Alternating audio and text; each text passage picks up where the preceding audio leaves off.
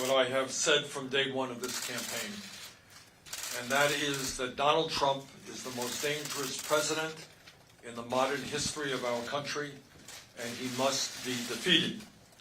Tragically, we have a president today who is a pathological liar and who is running a corrupt administration.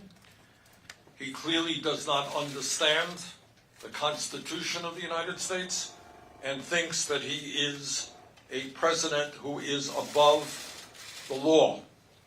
In my view, he is a racist, a sexist, a homophobe, a xenophobe, and a religious bigot, and he must be defeated, and I will do everything in my power to make that happen. Last night, obviously, was not a good night for our campaign from a delegate point of view. We lost in the largest state up for grabs yesterday, the state of Michigan. We lost in Mississippi, Missouri, and Idaho.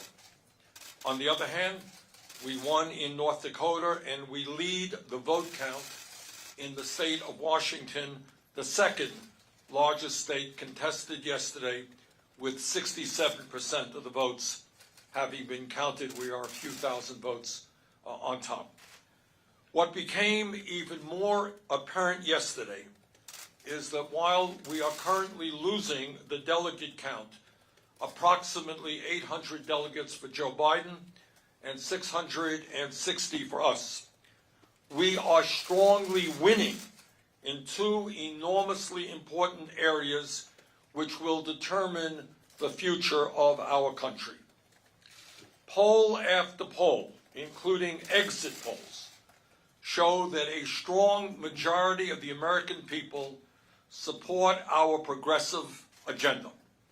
The American people are deeply concerned about the grotesque level of income and wealth inequality in this country, and the American people want the wealthy and large profitable corporations to start paying their fair share of taxes. Overwhelming support for that.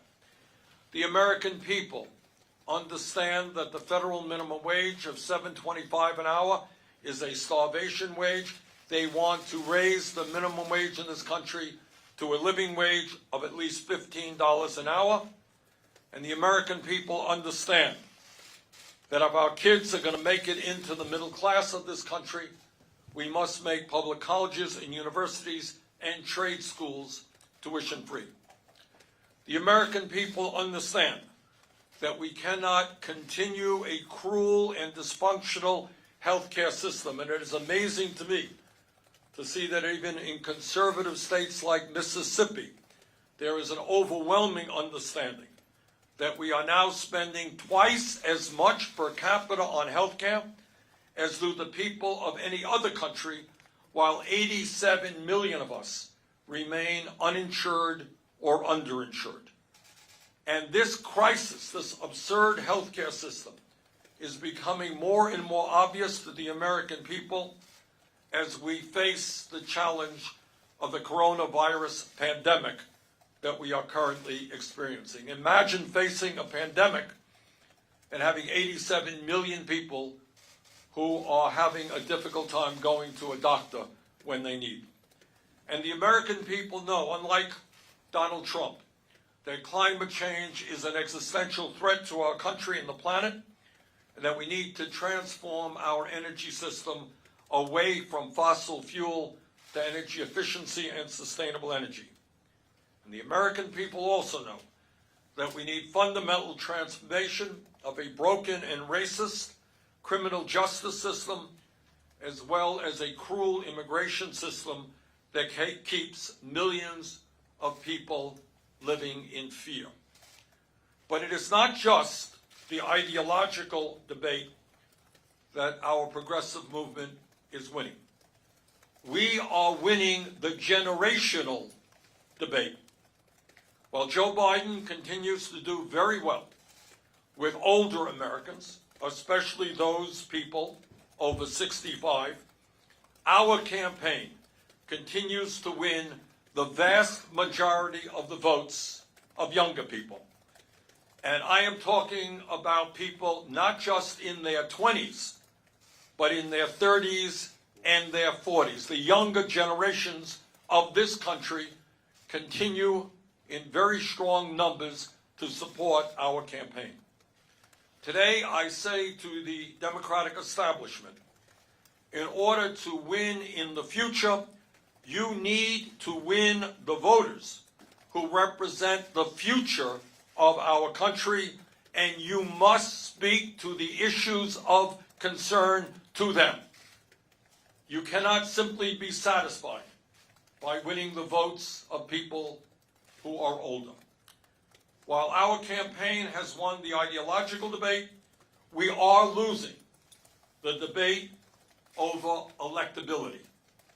I cannot tell you how many people our campaign has spoken to who have said, and I quote, "I like what your campaign stands for.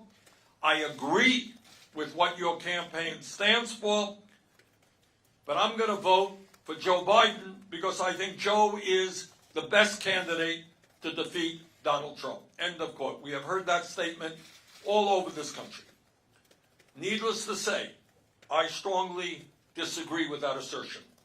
But that is what millions of Democrats and independents today believe. On Sunday, I very much look forward to the debate in Arizona with my friend Joe Biden. And let me be very frank as to the questions that I will be asking Joe. Joe, what are you going to do for the 500,000 people who go bankrupt in our country because of medically related debt? And what are you going to do for the working people of this country and small business people who are paying on average 20% of their incomes for health care? Joe, what are you going to do to end the absurdity of the United States of America being the only major country on earth where health care is not a human right? Are you really going to veto a Medicare for all bill if it is passed in Congress? Joe, how are you going to respond to the scientists who tell us we have 7 or 8 years remaining to transform our energy system before irreparable harm takes place to this planet because of the ravages of climate change? Joe, at a time when most young people need a higher education to make it into the middle class, what are you going to do to make sure that all of our people can go to college or trade school regardless of their income? And what are you going to do about the millions of people who are struggling with outrageous levels of student debt? Joe, at a time when we have more people in jail than communist China, a nation 4 times our size, what are you going to do to end mass incarceration and a racist criminal justice system? And what are you going to do to end the terror that millions of undocumented people experience right now because of our broken and inhumane immigration system?